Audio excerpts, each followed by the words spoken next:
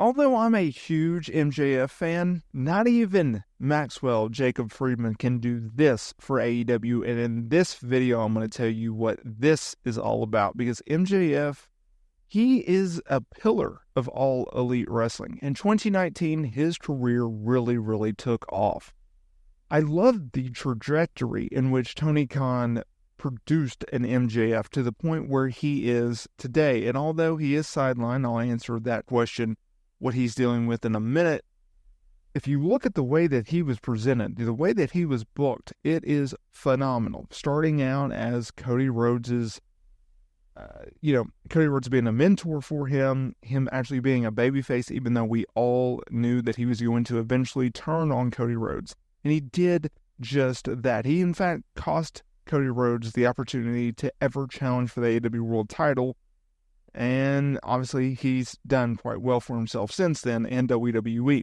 Whether it would be being paired with Chris Jericho during the pandemic and their alliance and then later feud, whether it be his awesome feud with CM Punk before ultimately cashing in, being revealed as the Devil, and winning the AEW World Championship, whether it be his feud with Samoa Joe, whether it be the moment that CM Punk said that he loved his feud with MJF and thought that was the best thing that he did during his tenure in All Elite Wrestling, I think that tells you every single thing you need to know about MJF. There's a reason why there was a bidding war for his services, although he did sign with AEW before having the legal option to talk with WWE as his contract expired in January of 2024. Now, we have not seen MJF on AEW programming since the World's End pay-per-view event in late December when he dropped said World Heavyweight Championship to Samoa Joe. He was attacked by the reveal of the Devil, Adam Cole, and the Undisputed Kingdom. Now, MJF he's on the sidelines. He was banged up with various injuries going into World's End, and he got surgery done after kind of prologuing it because he knew if he was going to get surgery, he's going to be out for about a year. So, with all that being said, there's been a lot of talk about how AEW is in decline. Or is AEW dying? They're in decline. They're not dying. As long as Tony Khan puts money year in, year out into AEW, regardless of television, regardless of distribution, AEW is going to be around.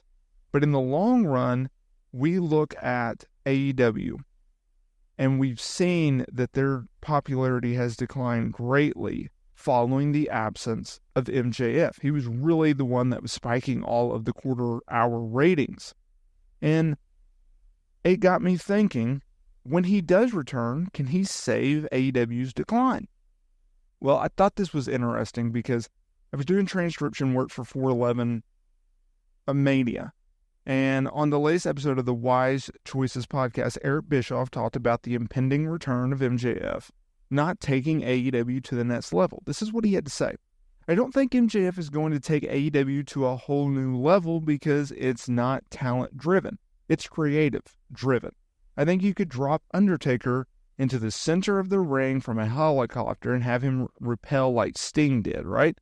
Put him in the center of the ring and start a program with Sting and AEW, and Sting and The Undertaker at AEW. And if Tony Khan is booking, it's not going to matter. It's not a talent-driven issue. It's a bigger issue than that. It's not even about the writing. It's about the vision, the strategy, the tactics that support the writing, or the writing that supports the strategy, or the tactics and strategy and tactics to grow an audience.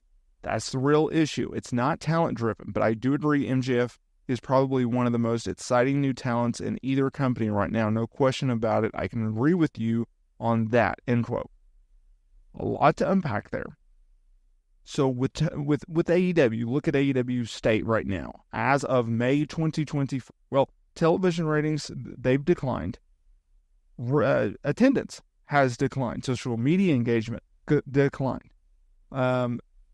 X decline. That is AEW right now. And that's a little concerning considering they are the alternative to WWE. They are the second biggest wrestling promotion in the world. And there is a huge gap between WWE, which has been around for decades, compared to AEW that's been around for a cup of coffee.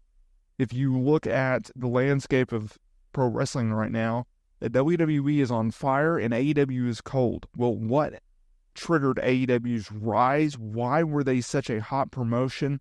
What set them apart from WWE? What is the difference between when they first launched in 2019 and the momentum that they had in 2019 and 2020 and 2021 and a little bit into 2022?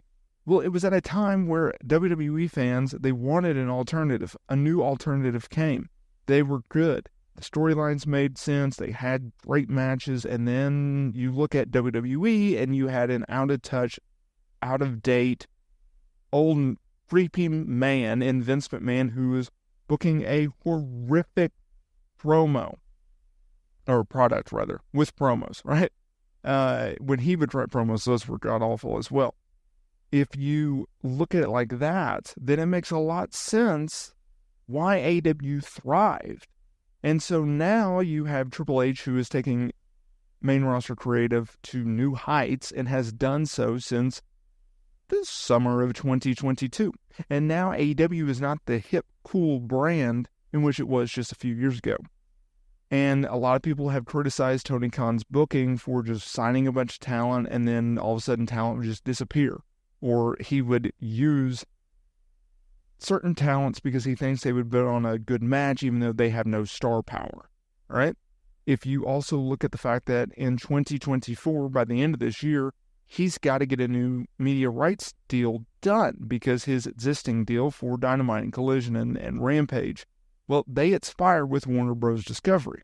So you have to be able to get all of that done, and you're also doing it without the lights of MJF and Adam Cole and others who have been sidelined or who have been gone.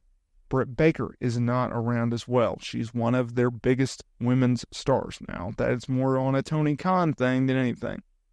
With Eric Bischoff's comments, can MJF save AEW? Can he take it to the next level?